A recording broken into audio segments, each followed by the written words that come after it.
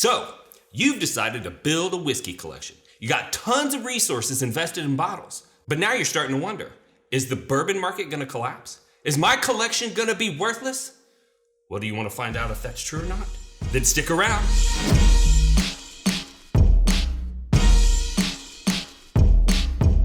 So Brian Jones from the Bourbon Real Talk community asked me a question not too long ago. He said, Randy, with all of these increases in capacity from all of these major producers, do you expect that there's a bourbon bubble? Is it going to burst? Is my collection going to be worthless? And so I decided to go ahead and do a podcast episode. And I just want to thank Brian for taking the opportunity to send such a good question and give me a good idea.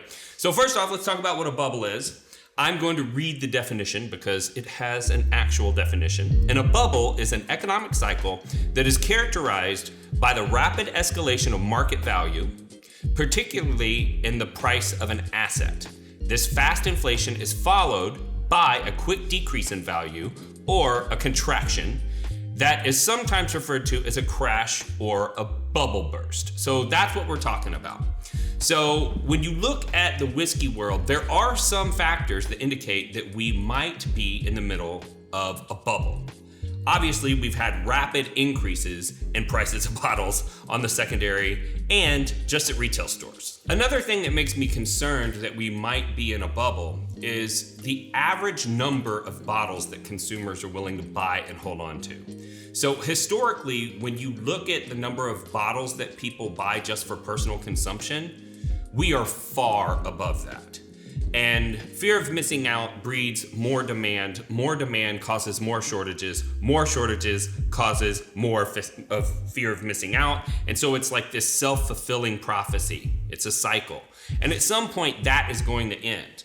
People's desire to hold on to 12 bottles of, say, Eagle Rare is going to go back down to 0 whenever it's readily available and you can get it on shelves. Another thing that indicates there might be a problem looming is the increased number of producers. So if you watch the TTP website and you see the new people that are getting their DSP, their distilled spirits plants license, it's skyrocketed. There used to be very few whiskey producers in the United States. Until recently, there's been an explosion. So we have a ton of craft producers coming online. We have a ton of non-distiller producers coming online. And that might be an indication that eventually when all of these people have their growth plan kick in and they have the whiskey that they need to satisfy the demand in the market, that there might be more product available than there is demand. In addition to new producers coming online, you've got old producers bringing new production online. So Buffalo Trace, I've done pieces on this before. They've invested $1.3 billion in increased capacity. So right now in the United States, the largest producer of whiskey is Jack Daniel's at 2,200 barrels per day. You've got Heaven Hill at around 1,700 barrels per day, and Buffalo Trace is only at 1,200 barrels per day, which is astronomical. It's funny to say only. When their new production comes online, that's going to double to 2,400 barrels per day. And that's going to make them the largest whiskey producer in the United States.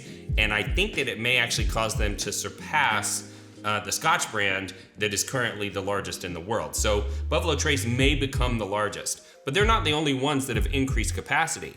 So we have to start asking ourselves, when all of this new capacity comes online and they have product available, what is that going to do to the market?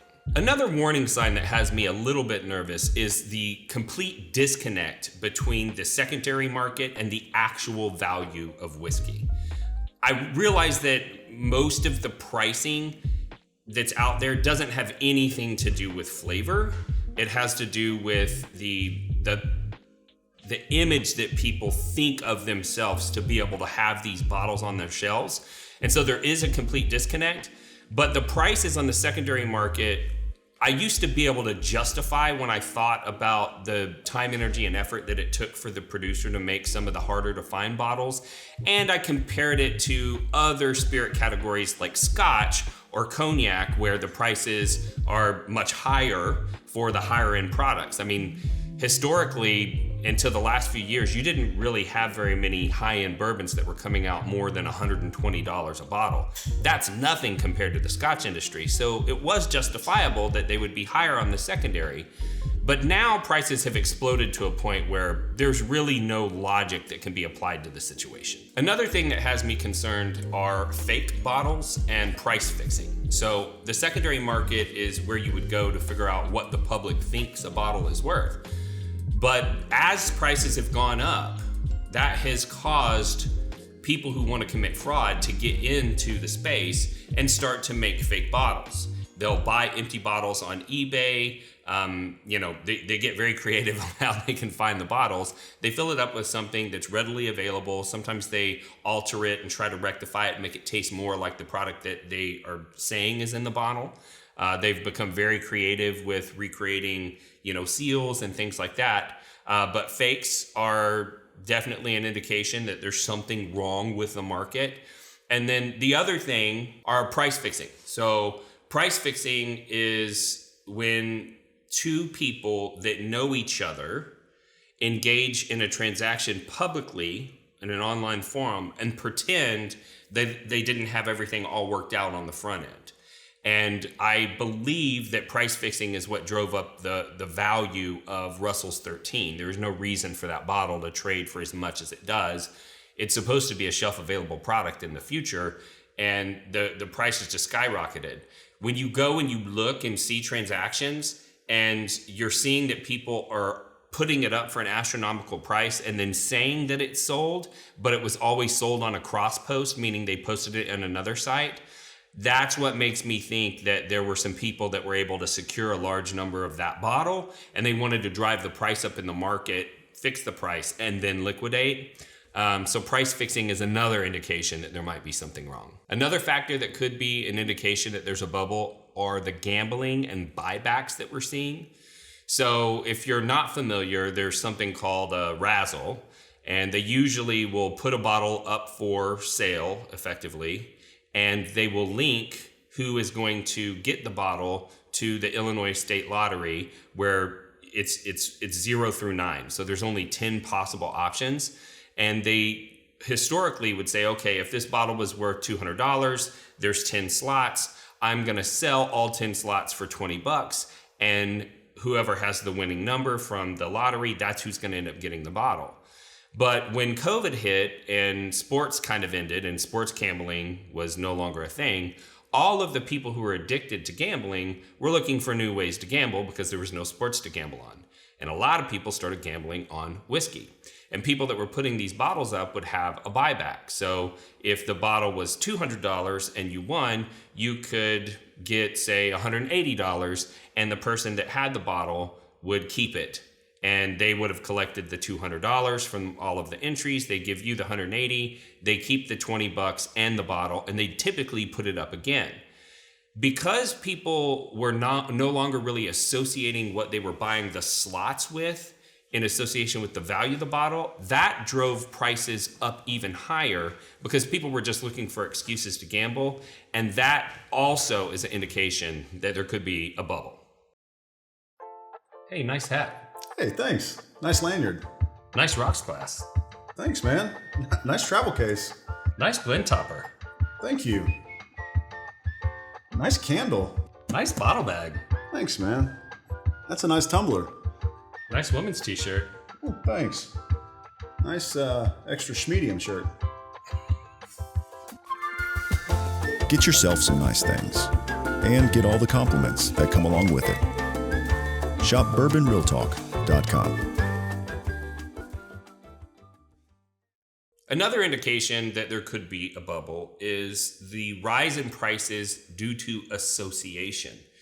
So we can probably all remember back to a time where, say, Weller Antique sat on shelves. But as whiskey consumers started to get more and more educated that that was a product made by Buffalo Trace and that same whiskey is made into the Pappy Van Winkle line, and they can't get Pappy Van Winkle, now there was increased demand for Weller. Same thing has happened with Eagle Rare. Same thing has happened with Buffalo Trace's baseline product that was never really meant to be rare, but people have started to hoard it.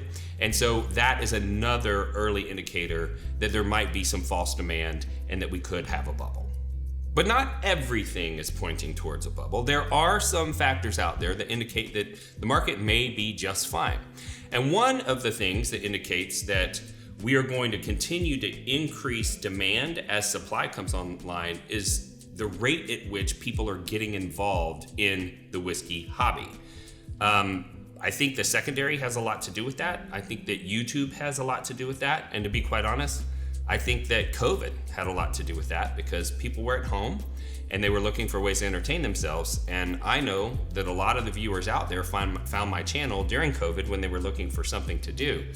And I can't tell you how many people have told me that they got in the whiskey hobby during COVID because they had all of this disposable income. They weren't able to go out and spend at restaurants and other concert venues and things like that. And they wanted to be entertained, so they started to buy whiskey. And I think that the rate that people are entering into the market may indicate that we're gonna be okay. Another indication that we might be able to handle the whiskey that's coming online is the massive increase in consumption of alcohol due to COVID. If you look historically, the United States had not been drinking as much alcohol as we did, say, pre-prohibition. When you look at the consumption rates of alcohol per capita pre-prohibition, it is insane how much Americans used to drink. And that number has gone way down, but during COVID, it's gone back up. And if you have people consuming alcohol more regularly and at greater quantities, they may be able to gobble up the supply of the whiskey that's coming online. Another major factor that could be the saving grace to keep a bourbon bubble from bursting is international demand.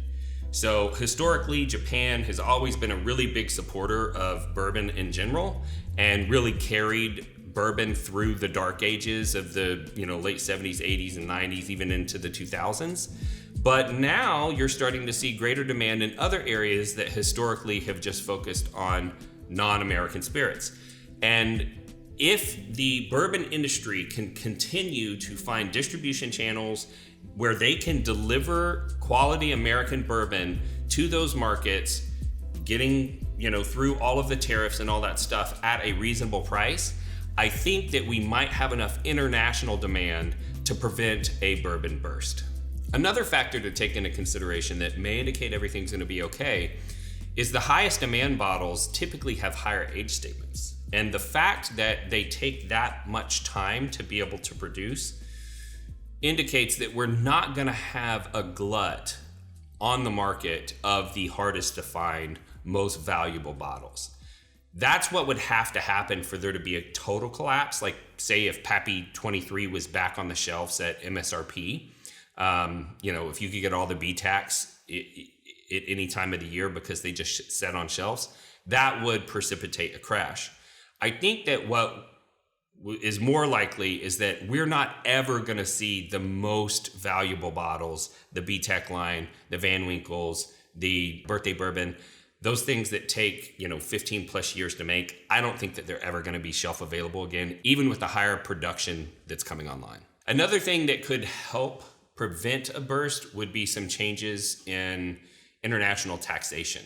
So the United States historically has not really focused its foreign policy on protecting the bourbon industry because we've had so many other industries that were more important for the US economy, whereas Scotland has always had a major focus. And so if you look at the tariffs that Scotch has to pay to bring itself into the United States versus the tariffs that the US producers have to pay to go into Scotland, there's definitely some inequality there. And I think that as production comes online and producers are looking for ways to make sure that they don't have too much capacity, I think that the politicians will start to catch on that they're going to have to do something. And I think that we'll see some tariffs come down and it'll make it easier for international markets to gobble up that new capacity. So what does all this mean? We know that there's going to be a market correction at some point because markets are cyclical. Nobody knows when it's going to happen. There's too many factors to keep track of. Nobody knows to what extent it's going to be. And I believe that whatever happens, the market's going to recover as it always does, and everything's going to work out fine. So what should you do with this information? Well, I recommend that you not buy bottles unless you would be prepared to drink them at that price. If you are a person who's buying bottles purely on speculation and you can't afford to lose the money, I think that that's a bad situation. I don't really worry about there being a market correction, because if I've got a bottle that I love that's worth $1,900 today and it goes back down to $800, I wasn't planning on selling it anyway. I'll just open it and drink it. But if you are a person who invests, I would plan on at least a 10-year investment cycle, because if we have a market correction and you can hold the bottles for at least 10 years, sometime during those 10 years, you should be able to recover and get your money back out of the bottles. But if you don't want to listen to those rules and you want to buy bottles on speculation, be prepared to lose the money that you invested in them. So in conclusion, I think that the best thing that you can do is you can single blind yourself, you can double blind yourself, and you find bottles that you enjoy that you don't have to chase after, and then you don't have to worry about what's going on in the market. Just buy the whiskey that you love, buy the whiskey that you're prepared to drink, and everything's gonna be okay. If this is your first time watching the channel, I'd like to thank you for the view and give you a little bit of information about what we're all about. Bourbon Real Talk is about bringing people together around bourbon. And that's something that's very important to me because I lost a loved one to suicide in 2014. And in the aftermath, I was looking for ways to help people feel more connected, because obviously my brother felt disconnected when he made that decision. And I've seen bourbon bring people together of all different walks of life, different ideological views, and I thought, if I can help people get connected to whiskey, maybe the whiskey will do the rest of the job and get them connected to others so that they know that they're not alone. As I got deeper into the enthusiast community, though, I did see the negative side of social media. And there are these things out there we call whiskey trolls, and their job is to make it unfun for people. And honestly, to break up the connection that the spirits are doing to bring us all together. So that inspired me two ways. One, we started Bourbon Real Talk Community. And that's a space where bourbon enthusiasts of all different experience levels can come and interact, and there's not going to be any troll-like behavior. But the second thing that inspired me was that if those people can be hateful to strangers online, it's just as easy for me to show somebody love online, even though I really don't know them. And that's why I end every podcast the same way, and that's this. If you woke up this morning and you're unsure whether or not anyone loved you, just know that I love you, and I'll see you next time on Bourbon Real Talk.